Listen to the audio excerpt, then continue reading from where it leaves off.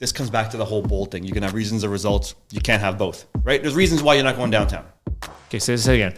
You can have reasons or results. One or the other. You can't have both. You can't have both. Look, I get it. The Toronto real estate market is confusing. Whether you're a new or experienced investor or just looking for a home to raise your family in, join us at Broadview Table Talks as you sit around the table with my friends and talk about the real estate and the ever-changing market in Toronto. All right, guys, welcome to another edition of Broadview Table Talks. And today we have Donny Mangos here. Michael, of course, joined by Michael, my co-host. And we're going to be talking about virtual brokerages versus in-person brokerages. Versus IRL. He's the team leader at our Keller Williams office. So you are responsible for growth, helping people get more productive, helping them earn, helping them help their clients. Things like that. You are a business manager for business owners. Exactly that. Yep. Right? Yep. Which is pretty cool because at the end of the day, realtors are independent business owners, and we are just a collection of businesses to be able to help that business, right? Yeah. Or other way around, I guess. We are entrepreneurs. Yes. Right? We don't really call ourselves that, but we absolutely are. Yeah. And Donny has some great experience in investing, in building homes, renovating homes. I do. What else do you have? Realtor? Was a realtor. All that stuff. Marketing. Yeah. I mean, leading. I think our paths are kind of similar. Yeah. And we're both in leadership roles at our offices now as well, which is obviously that's the line that we followed. Yeah. And we're busy. We're busy being busy all the time. I think that's it. Nobody more so than you. No, I think. Come on. Like I come here and I'm tired, just watching your pace, and I have energy, right? So. All right, well, tell us about the whole virtual versus now you experienced it all, right? Sure. I mean, well, look, I've been watching you through pandemic as well. You've been here. Mm-hmm. And Michael, you've been here. Like you guys have sat in this office. I see footage of you guys all the time, hanging out, laughing, doing stuff. Restricted. So. Yeah. Well, I mean, in the office and meeting people, but yeah, we've been pretty active. And a lot of places kind of distance themselves from being in person. Like just I mean, everyone's rightfully so. Everyone was afraid. And I feel like it still hasn't come back to the point where people are comfortable being in person. Correct. So you're talking about like regular offices, non-real estate. Like you're talking nothing to even do with real estate. Just regular employees, like downtown office, whatever. So uptown office, anything is what I've noticed. And I don't know how you guys feel. I got really tired of not doing that anymore. Of being alone. I got really tired of just looking at a screen all the time. Like I'm over it. I'm over looking at Zoom. My upgraded subscription is fantastic. Of course, all that stuff. I just don't want to do it anymore. I miss this, right? Like I miss high-fiving when you have a good joke or whatever, right? That kind of stuff matters. And a lot of what I do, a lot of what you kind of do is when you teach, like when you're showing someone or helping encourage them in their growth, the feedback you get from seeing the way that you respond to whatever I just said. Like if your eyes open up or you do this, like this kind of stuff matters to the person who's helping give advice or being the instructor. And with that being removed, it was really hard to do what I have to do. Being on Zoom and everyone's camera's off. Oh my God. And you're talking to like just a screen with just letters on it. Or they're like this, just like not even that's looking. all. They're not even watching, right? Yeah. So I'm over that as a business model in general. And like through that, we've seen the growth of virtual brokerages in our business. Mm-hmm. Nobody wants to go back because they're saying, "Oh yeah, why would I? Why pay more money for a brick and mortar when I can eliminate all of that and pass on the savings on to me? And I'm just going to continue living my life the way I have been over the past little while, assuming you're going to get the same results you've been getting in the past little while." Sure. Mm-hmm. Yeah, but that is such a, in my opinion, a narrow focus on what we're doing here. If you think you're better off on your own in a people-generated business, how are you going to survive? How are you going to get connected? How are you going to network? How are you going to read the audience, read your client if you've eliminated all of that? I think these skills, these soft skills that we're doing right now, these things are still important. And I got kids, you got kids, Michael. Like, yeah. I always talk to my kids about the importance of communication, using the right words, judging the room, making sure you've built up the ability to speak when you need to, because those skills are dwindling in the next generation. So, being in front of people, being a conversationalist, I think there's a lot of growth in that, a lot of value in being an entrepreneur who can do that. Because don't they say something like 75% or whatever, I forgot the percentages, but it's like body language and tonality. And then, body language first. How you say it as opposed to what you say. Correct. And then there's tonality, and then there's actually what you say is like a single digit It's percentage. nothing, of what you right? say. Like, it's negligible. It's just showing up. Yeah. So, So you're right. That's what I'm saying. There's a bunch of synergies you can have from like, hey, got a second, or like, you know, hey, what do you think with this, or whatever, right? And all of a sudden you have maybe a deal, maybe a collaboration, whatever, right? You're here talking, we're talking, and there's no delay, no Zoom. So I love it too. I agree. Yeah. You know, and if you've done classes recently, or if you've delivered messages or done a webinar Seminars, recently, webinars, yeah. sometimes you're just like, did it capture? Oh, I can't hear you, and you got to press pause or hang on a second. What's that over there? And you lose track on what you were about to say, and it hurts me. It pains me to my core. Yeah. Or the worst, when we have our Monday morning, or not Monday morning, daily huddles in the morning, and everyone's just kind of like not paying attention, right? Nodding off. It's like, hey, your microphone's not on mute. Turn your video on, dang it. Yeah. And yeah, those for things sure. happen too, right? For sure. So, okay. But is it really worth the cost? So how can you measure that? Like, you can't measure Well, it. you know, okay, as an example, so one of the things that I do at our office is, and you guys should absolutely be there as well. I do a Keller Williams RU, Referred Urban, RU Investing Club, right? I love that. Do once a month in each of our offices, and I just sit down with people just like this, and we talk about things. No mics, no video, just talk about what are you doing with your money. If your clients, sure, great, but what are you doing with your money, and how do we make sure that you're preserving and you're building on that?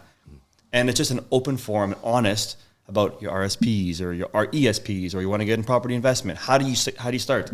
Anyway, one of the last sessions, Ryan Cavill, you know Ryan? Yeah. So Ryan's there, and I'm there obviously, and I see Ryan. I haven't seen him in a while, and I said, Ryan, why did I see your name? I just saw it recently. I think I was on Realm, like on our MLS. He goes, yeah, I have a listing up. I'm like, that's where I saw your name. What's the listing about? Oh, it's this. It's on Lansdowne. Blah blah blah. It's like, perfect. Can you like send me the info on that listing? And he's like, actually here. And he pulled out his feature sheet and gave it to me. He had it on him. I came to the office to print this off and come to this meeting. Said, amazing. I looked at it. I bought that property for my client. Nice. 2 days later. No way. If that didn't happen, Ken, but this has happened before when we were in the office back in the day. True. I'm not even kidding. I have been part of transactions that have occurred because I'm there and he's there and we made it happen. Yeah. But I just feel that everyone's, they don't want to drive an hour down or half an hour, whatever, it's to the office, find parking, pay for parking, go there, get dressed up, and then go deal with people, have lunch, whatever, right? So I'm not the only one that feels that way. I mean, obviously, Everybody every feels day, that way. right? But everyone feels that way. And every time I go to the office, it's kind of a ghost town, to be honest, right? Yeah. So how are we going to spin that up and get people there? How are we going to attract them? I guess, are you investing in It a is great one? Yeah, it's Have you certainly missed out? changing. I haven't been there and it's been like completely quiet in a while, which is good. People are showing up there and there are some people that see the benefit in being present. Okay, I'm one of them, so I'm leading by example, but there are people that are there. So if you haven't been there, it's because you haven't been by there, you don't know, but people are showing up. There's value in just relationship building and networking that way, especially in your pre-con world. How would I know that Ken and Michael, you guys have access to these pre-con projects if you didn't continue to tell me because I passed by you? Sure. I got to hope that you're online and I'm online and that I'm friends with you and I saw your profile. Like, that's a lot of hope. I'd rather just know, right? And I've learned a lot from guys like you, from guys like Tuan, just from being in the same place at the same time. Do you think it'd be better with virtual office, but we do like a quarterly meetup or something, or like a semi-annually meetup or an annual meetup? I don't. Back to the point you made about people are parking and hassle and the traffic, whatever. This comes back to the whole bold thing. You can have reasons or results. You can't have both, right? There's reasons why you're not going downtown. Okay, say this again. You can have reasons Or results. one or the other. You can't have both. You can't have both. So say you this can to have my the kids. result Or the reason. or the reason You why can you have can't an have excuse. results. Or the reasons why you couldn't have the There you go. result. Hope you understood that.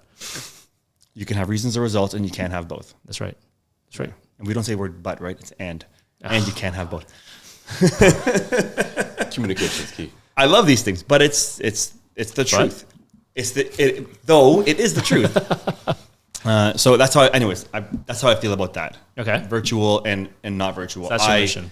Yeah, I do see significant benefit, and I just proved it this month with the transaction. I helped my client, and Ryan helped his client because we were both willing to be in this place by chance. I find it very hard to quantify as well too. It's hard to get the result and show people that being in the office creates great synergy, right? But I do find that once you're there, you never know what comes out of it. And you're right, it's such a lonely business that it's like I'm always looking for a home base, somewhere to go. And like, thankfully we have here. Thankfully, Neil's generally here. He's just on vacation right now. But we have, Kayla here is every day, and they're all dependable and always here. Michael's here most of everybody, out of all the agents. It's just nice when we have a nice, thriving environment and everyone's just doing things. You know what I mean? It just feels good. Can you good. go wrong hearing overhearing somebody? And I know our culture is very much like, I'm not hiding my screen from you. Your info is right here. Yep. You guys, everything is visible here, right? That's a nice culture. You could just speak freely, and you might catch something that the other person didn't know enough to share it, but you needed it in that moment. And a lot of that kind of stuff happens when you're physically to hear. That's why you're here all the time. Well, of course, right? So the thing about virtual is that you'd have to actively form breakout rooms to be able to get that kind of synergy. Whereas we're actually here in person, you're constantly forming mini breakout rooms to collaborate and to sort of bounce ideas off of one another. Right. And it's seamless because we're actually here in person. Yeah, for sure. And not even that. I think it's hard to capture everyone's attention because we just naturally have short attention spans. And if it's so tempting to be able to just switch screens or have a side-by-side screen or side-by-side windows and chat over here and then actually half pay attention over there, it's not the same, right? I totally agree. We're on Zooms often, you and I see your eyes are going over busy. there, right? Yeah, like, of course. You're doing things. I have 2 computers to do that purpose and a phone. But right now, And an iPad. But right now, we're face to face. Because it's rude. I can't pull out my phone and do that, right? Precisely. And I'm actually listening to you, which is awesome. I agree. Somehow, we've given ourselves permission to multitask when we're on Zoom. So if you're doing 2 things at the same time, you're actually doing nothing at the same time, right? Whereas this is, at least we're gonna hammer through this and we're gonna get this out. I blame TikTok for that, for the short attention spans of this generation and Instagram. But anyway, what's this TikTok you talk about? Oh crap! No, I thought you have a media company. Anyway, whatever.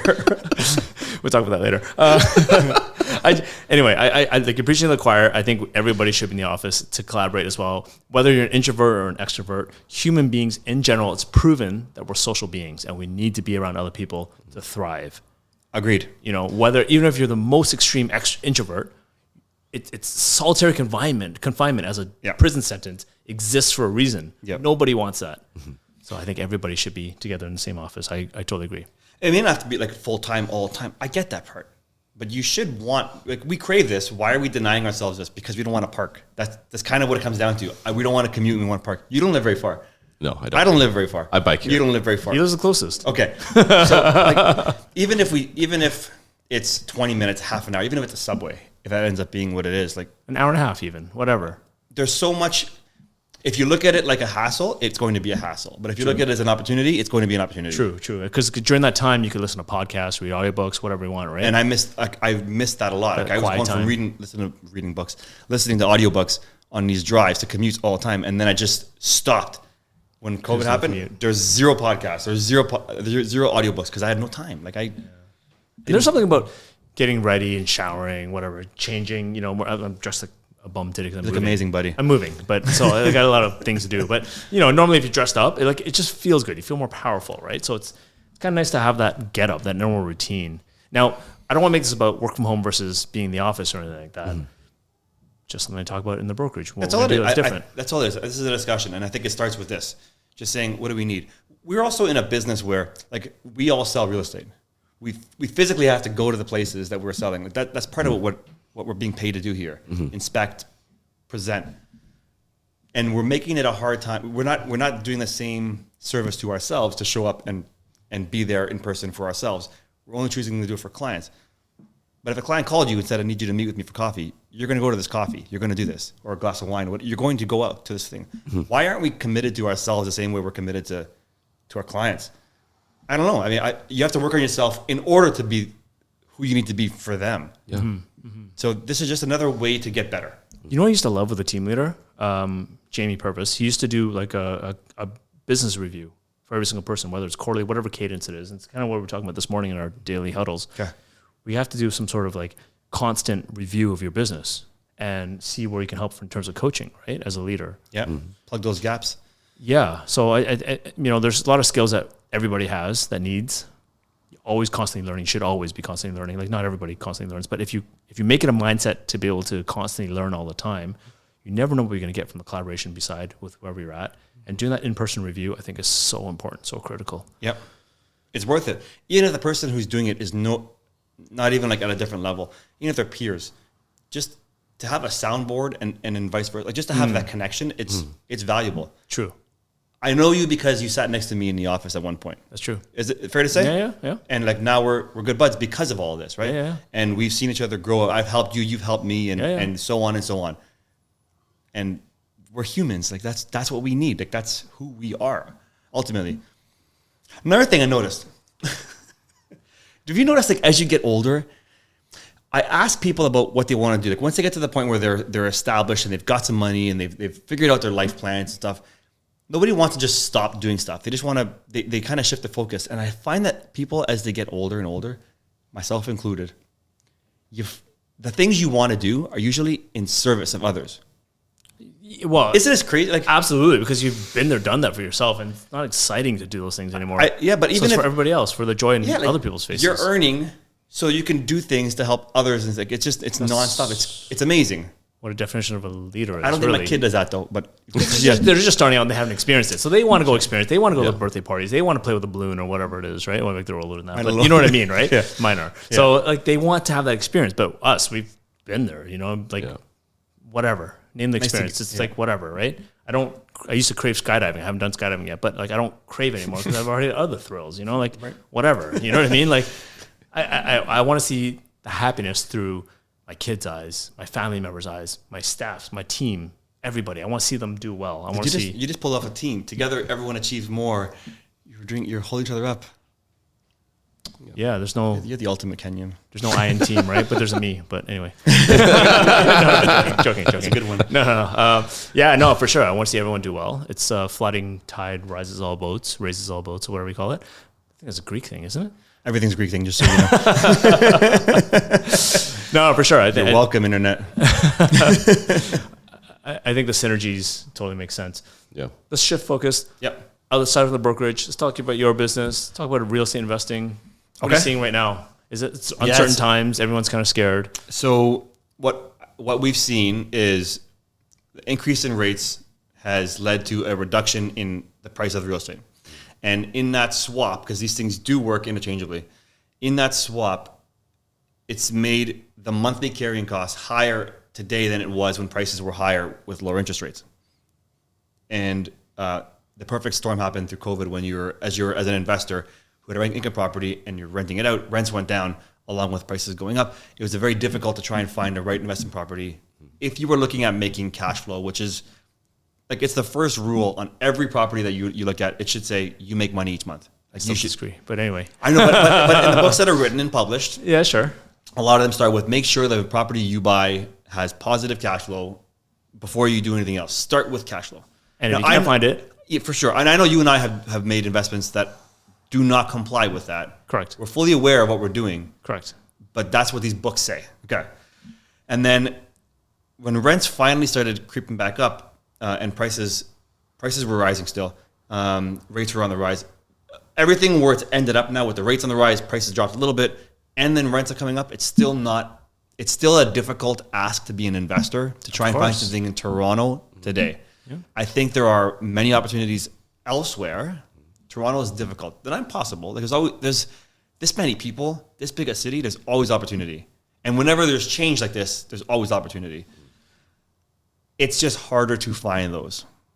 Or hard to make sense or actually sink into and pull the trigger on it, right? Because you're right. In the past, it was more expensive, but the carrying cost is cheaper.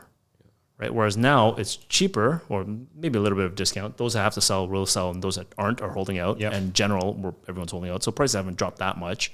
However, the carrying cost has gone up that much more. Exactly. And I think the actual monthly cost, even though despite of somewhat of a drop, prices are still more expensive to carry. Yep. The good thing is that rents have gone up by 19.5% year over year, depending which region you're looking at. But overall, 19.5% year over year. That's amazing. I didn't know that. Like close to 20%, like plus or minus, no matter what you in Toronto anyway. So that helps carry it a little bit, but it's still difficult. A typical mortgage payment has from January till now has gone up by 40%, something like that. Like your actual payment's gone up by 40%. Yeah. Mm-hmm. So I don't look at paying off a mortgage within the next 5 years, 3 years, whatever your term is, whatever your actual term is. I look at the 25, 30-year amortization. So while I'm still young and I still have time horizon to work on, I don't care about cash flow because I know it eventually will be paid off. Yep. And I'm still working, so I can feed it a little bit, not too crazy. And as long as you don't get way over your head. And the thing is, if I focus on cash flow, I won't invest. I know it's like a handicap. You won't. Like it's the truth. It's hard. If I listen to those books, I wouldn't invest. I'd invest somewhere out of town, which, it's a different strategy. I just like good properties in the good cities and A+ locations because solid rental pool. You know what they always say, location, location, location. Yeah. That's the exact reason why. Solid rental pool, great jobs, somewhat good infrastructure, somewhat kind of decent enough. Depends good on the food, neighborhood. Whatever, right? Good neighborhood. Yeah. But essentially, at the end of the day, it comes down to jobs. All the jobs are downtown Toronto. Like there's good jobs outside of it for sure. There's other small little cities. You want ample available. You want ample supply of a tenant pool. Correct. Yeah. So that's why I like downtown, and even though it's expensive. So, you could do things like stack them up, have multi-units, you could do, increase density, whatever it is, like what you're doing right now in some of your downtown properties. Yeah. Same thing. Like that's the way I look at it, not so much cash flow. It's even when we first started, day one was always the hardest. Like when you buy that property and you look at the numbers. And closing costs. Yeah, it's a tough pill to swallow, right? Like that number doesn't look amazing, but it gets better. Like it just starts off really crappy and then it gets better. By the time you're year 5 and you can blink, you'll be in year 5. Why can't I afford brand name clothes? Like I want get out of here. It's like but it's the end of year 5, and I'm telling you, you'll get there and you'll be like, oh yeah. Yeah. Like, I've paid, it's done this. Yeah. I've paid off that and the rents are now this. I'm time lucky to I did that. refi. Yeah, time to refi and buy again. You can split it and keep going, right? Yeah, for sure. So I don't think investing is ever going to be a bad strategy. There's a lot of chatter on your TikTok and on your Twitter. There's a lot, not you Ken, but on the platform that you of course. find yourself on. Of course. There's just a lot of... Well, it's a big controversial item, right? Because there's a lot of people that can't get into home ownership and they're kind of forced to rent, right? Or live at home or whatever. And they really want to.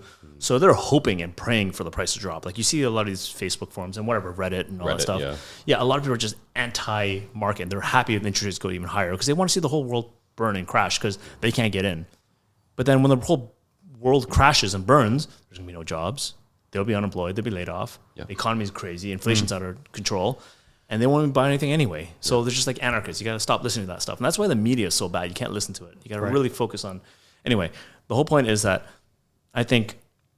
I don't know.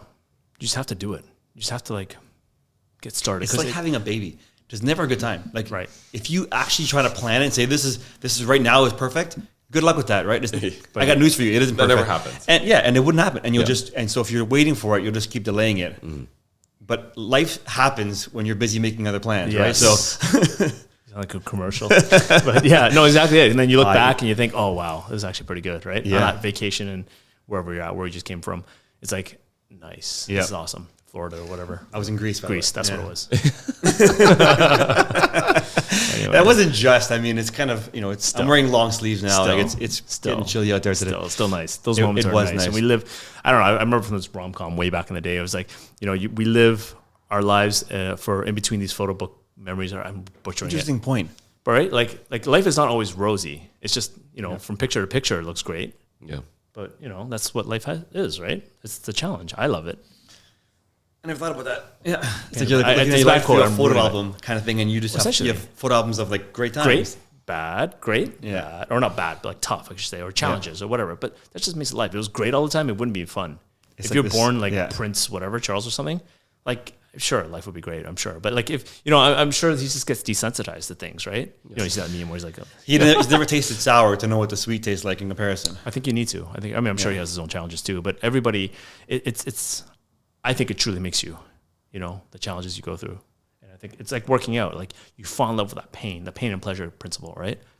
I'd rather have the pain now to experience the pleasure. Sure, I'll believe you. I don't know. Like nobody really likes working out. Unless you're but when you get into it and you like those beefcakes, they love it because beefcakes. You know what I mean? Because it's just like getting that it's results. Yeah, results through pain. Right. It's funny, but I have the same I have a similar thing. Dentist when they clean the teeth. The pain, I like it. I really like the pain because I know how it's a different kind of pain. Weird. It's weird. I know. I'm joking. I like this. That's okay. I don't care who knows. Yeah. Yeah. So you have nice teeth. Ken. One of my life models. I never lie. Like I never lie because I'll never remember that I forgot that I lied. That's it, man. I don't lie. It's hard to look over your shoulder all the amazing. time. It's hard to remember. Yeah. Keep those lies straight. So yeah, it's a great way to live life for sure. Like it just That's the is not for them, for me. So I don't get trapped. Well, that's what I mean. Same thing, right? really you easy. have to look over your shoulder. You have to always remember your lies, and Yeah. it's not worth it. No, thank you. Yeah, just live a life in a normal path. If they want to find out more about you, where to go, or where do they go? What do they do? So if you are a realtor and you want to sit in this chair next to us and hang out with us, I'm sure you can contact either one of us to get into this room. But I'm a team leader at Keller Williams Referred Urban Realty. So dmangos@kw.com. And we can talk about your goals and your future and what that looks like for you. On the real estate side, when I do help clients, my real estate team, Donny at teammangos.com. And yeah, just Google me. You'll find me. Marketing side, you still doing the marketing stuff? We do have a marketing company. That's What's going on? I'm not really directly involved so much anymore. It kind of runs itself now. There's 3.5 full-time employees. They're hiring another. What? Yep. So that's happening. It's called reallysocial.ca. Nice. And it primarily helps small businesses. Realtors, half of the business is realtors, half of it's influencers, bloggers, small business. So we're involved in helping people grow their messages further and to get their audiences to understand deeper and deeper and deeper who they are. And is your wife doing it, or Not at all. No. She's actually retired, Ken. Nice. My wife retired in July, so we're in September now. So you always got to run home and get your kids. I don't really. She's there now. She's get out from the dentist. She's good, but yeah. Oh, yeah. They have kids. They have after school kid things. Okay. Cool. Yeah. So yeah, thank you so much for doing that. Like for bringing me on and asking these questions. This has been fun. Yeah. Like I said, it's just sitting around the table talking with my friends, and we're just talking about stuff. You know, that's what we do. How it works out, but mostly geared towards real estate and just being a good human being and entrepreneur as well too, which is kind of all encompassing, I think. Yeah, exactly. So, cool, man. Thank you. Thanks for joining us. Thanks, guys. Add it up.